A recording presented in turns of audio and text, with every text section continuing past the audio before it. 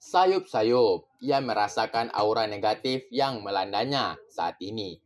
Dari arah jam 2, ia melihat beberapa orang telah mengarahkan ujung senjata ke arah Vino dan kedua mata mereka sedang tertutup oleh kain hitam. Seperti menunggu hitungan mundur lalu menembakkan peluru mereka tepat di dada Vino. Kemudian, dari arah jam 8, Vino melihat banyaknya Dracula dan juga setan-setan tanpa kepala menunggu untuk menelan hidup-hidup dirinya. Seakan ada seorang algojo berbadan tinggi 2 kali lipat darinya, memegang sebuah kapak tumpul yang begitu besar, yang ujungnya telah berada di atas kepala Vino, bersiap-siap juga menghitung mundur agar bisa memenggal kepala Vino. Vino benar-benar ketakutan. Bahkan suara wanita di depan mereka hanya sayup-sayup ia dengar. Kebetulan kami sudah mendapatkan password dari Ibu Dani, Pak. Vino membelak-belakkan kedua matanya. Entah ia merasa senang atau tidak. Yang jelas, ia sedikit merasa lega dan telah bisa menghela nafasnya setelah mendengar jawaban dari kepala administrasi. Perlahan-lahan, halusinasi yang mengganggunya tadi mulai sirna. Bersamaan, terdengar lagi wanita itu mengucapkan sesuatu. Dan saya ikut bangga, Pak, karena passwordnya ternyata nama anak Bapak sendiri. Rere mengenyit mendengarnya, menatap wanita itu penuh tanya. Maksud ibu? Iya, Mbak Renata. Ternyata tunangan mbaknya membuat passwordnya nama mbak sendiri. Renata. Gumam Vino yang sebetulnya tanpa sadar menyebut nama Rere. Ya, betul. Passwordnya Renata. Dan kami juga sudah menyelesaikan proses pengisian di aplikasinya. Mungkin tinggal menunggu proses klaim asuransi aja, Pak. Vino kali ini benar-benar beruntung. Dan tampak kedua orang tua Rere pun menghela nafas. Ada rasa bangga, bahagia, karena begitu berartinya Rere di mata Vino. Bahkan, password tersebut pun ia buat memakai nama Rere. Sedangkan Rere mencoba menoleh ke Vino dengan tatapan aneh. Seakan tatapannya mengatakan, ngapain sih lo pakai nama gue?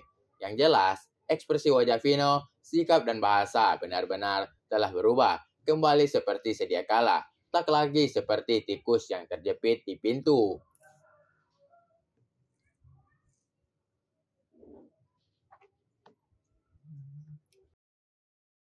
Rere hanya mencibirnya dan merasa heran kenapa Vino kembali berubah seperti biasanya.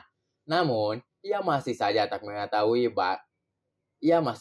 mengetahui jawaban atas pertanyaan dalam hatinya. Hingga kepala administrasi pun mempersilahkan mereka untuk berpindah tempat. Mereka berempat menyetujui dan bersama-sama menuju ke ruangan kepala rumah sakit.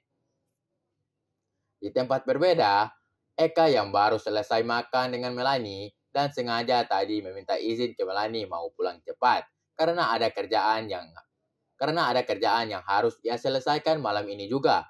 Maka Melanie dengan berat hati pun mengizinkannya pulang. Dan kini Eka telah berada di jalan pulang menuju rumah.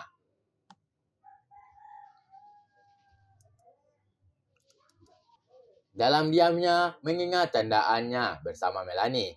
Yang jelas gadis itu sedikit banyaknya telah menghiburnya hari ini. Tak bisa juga dipungkiri jika Melanie adalah tipe cewek jutek namun periang. Dan juga ceplas-ceplos dalam berucap. Dalam diamnya juga, Eka pun berpikir untuk mempersiapkan diri ketika saatnya tiba, ketika seluruh karyawan. Apa yang akan ia katakan setiap hari ke Rere? Benar-benar, Eka tak sabar menunggu saat itu tiba. Betapa bahagianya ia jika bisa melihat Rere di kantor. Dan tanpa terasa, ia telah tiba di rumah. Sengaja Eka pulang ke rumah malam ini karena telah janji ke Neta jika malam ini adalah waktunya untuk menemani gadis itu. Karena sudah beberapa hari ini Eka memilih tidur di apartemennya karena banyak pekerjaan yang membutuhkan kesendirian. Maka seperti biasa, Neta telah berdiri memakai daster tipis menyambut kedatangan sang kakak. Assalamualaikum, kata Eka ketika tiba dan kini berada di hadapan sang adik. Dan sekilas Eka melihat jika Neta sudah tak lagi memakai. Neta pun menyambutnya dan meminta tangan Eka untuk disalim. Waalaikumsalam, Kak. Tak lupa Eka pun kening Neta sesaat. Lalu ia pun mengajak gadis itu masuk ke dalam rumah sambil melingkarkan lengannya ke Neta. Kunci aja pintunya, Kak. Mendengar itu, Eka mengernyit sesaat. Namun ia tetap melakukan apa yang diperintahkan oleh gadis itu. Suara pintu yang terkunci, lalu mereka kembali berjalan melewati ruang tamu. Ayah nggak pulang. Tadi si nelpon Neta, nanyain kalau kakak pulang ke rumah atau tidak malam ini. Ya, Neta jawab iya. Makanya ayah bilang ya sudah, dia mau nginap di tempat biasa. Karena banyak kerjaan, katanya kak. Jawab Neta sambil membalas. Oh, ya sudah. Eka pun hanya bisa menghela nafas. Karena telah paham sikap Pak Wira ayahnya. Mereka tiba di ruang tengah. Kemudian memilih untuk ke sofa panjang berwarna putih bersih berhadapan dengan LCD TV yang besar. Lalu Eka duduk di sofa ruang tengah untuk beristirahat sejenak. Mau Neta ambilin minum? Tanya Neta yang telah bermanjaan kepada Eka.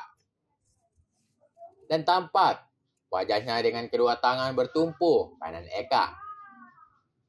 Terserah sayang, White ya, ujar Neta sambil berlalu meninggalkan Eka yang hanya bisa menghela nafasnya yang terasa begitu berat. Seberat tanggung jawabnya untuk tidak menyakiti hati gadis itu.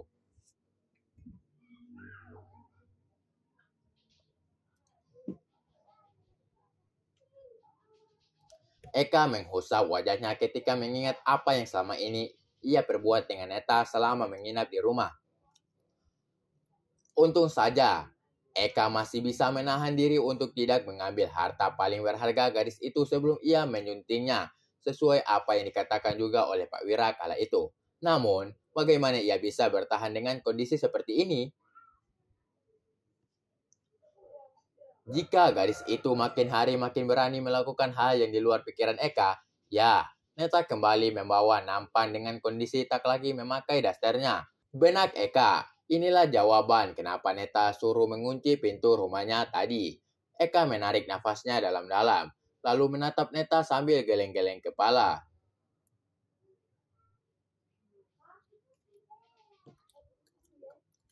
Kamu kenapa nggak pakai? Biar kakak makin betah di rumah. Jawab Neta sambil duduk di samping Eka lalu menaruh nampan di atas meja. Betul-betul, Neta seperti istri Eka saat ini.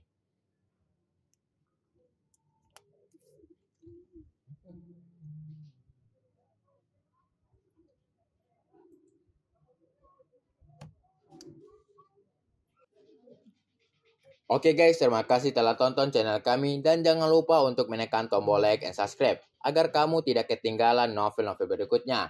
Bagi para jomblo, jangan sedih sebab kehidupan itu berawal dari jomblo. Dan jangan lupa bahagia.